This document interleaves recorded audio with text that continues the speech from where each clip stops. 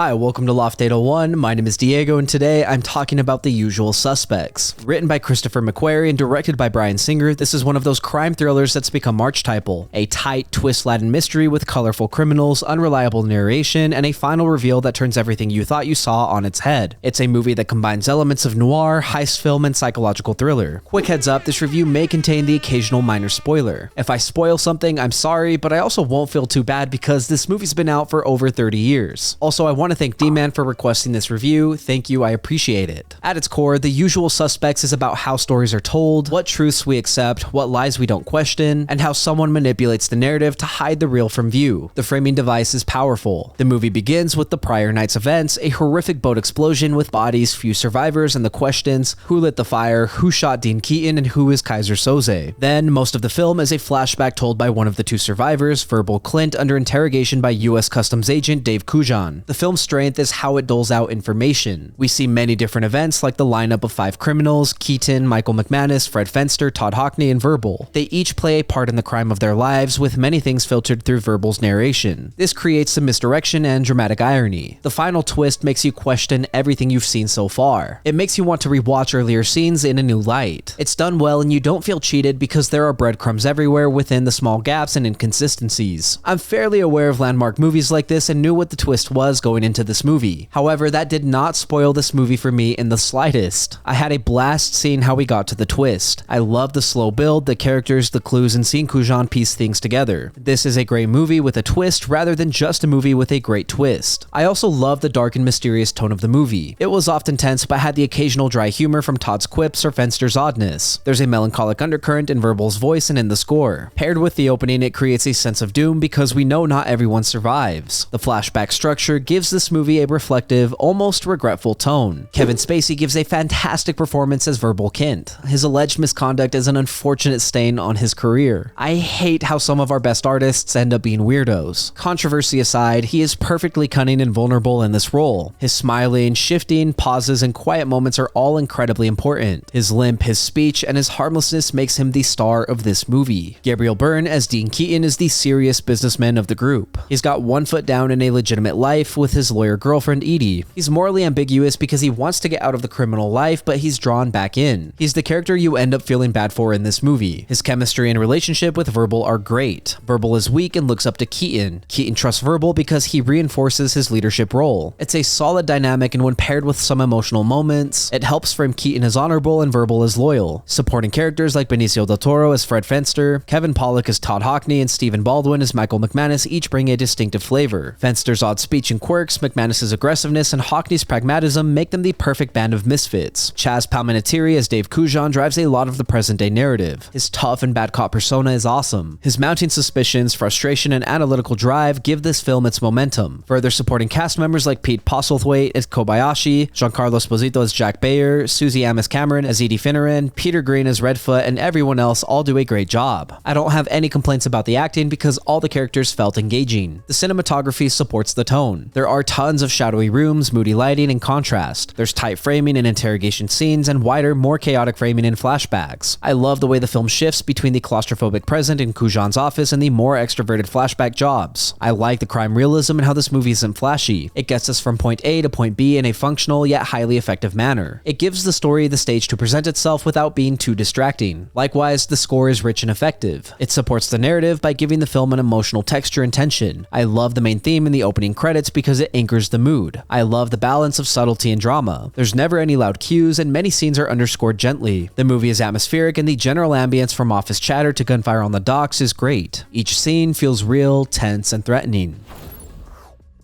The Usual Suspects holds up because it's more than a gotcha. It's a razor-clean crime thriller where performance, pacing, and craft lock together to tell a story about the power of a lie well told. The myth of Keysersoze, the melancholic pull of the score, the shadow-drenched visuals, and the cat and mouse between Verbal and Kujan all make this endlessly rewatchable even if you already know the final reveal. It's lean, confident filmmaking that gives each character a memorable gear, lets the suspense breathe, and then pays it off with one of the greatest closing montages of the 90s. I love the breadcrumbs, the tension, the dry humor and how the film never wastes a scene. It's a rare, one-and-done story that doesn't beg for a sequel because the last image is picture perfect. If you're into twisty noirs, unreliable narrators, or just want a tight atmospheric thriller that respects your attention, this is absolutely worth watching. It's a classic that still knows how to light the fuse and walk away before you realize what exploded. Thank you for listening to my review of The Usual Suspects. If you enjoyed the content, leave a like and hit subscribe. If you did not enjoy the content, I'm sending keysersoze after you. As always, I would love to read what you have to say, so leave a comment and let me know what you're thinking. Also, if there's something you want to see reviewed, don't forget to let me know and I will do my best to get to it. Again, D-Man, thank you for the request. Lastly, if you want to see some more from me, then you can check out my vlogs linked up above or my podcast, Good Friends. Again, thank you for watching. My name is Diego and I will see you next time.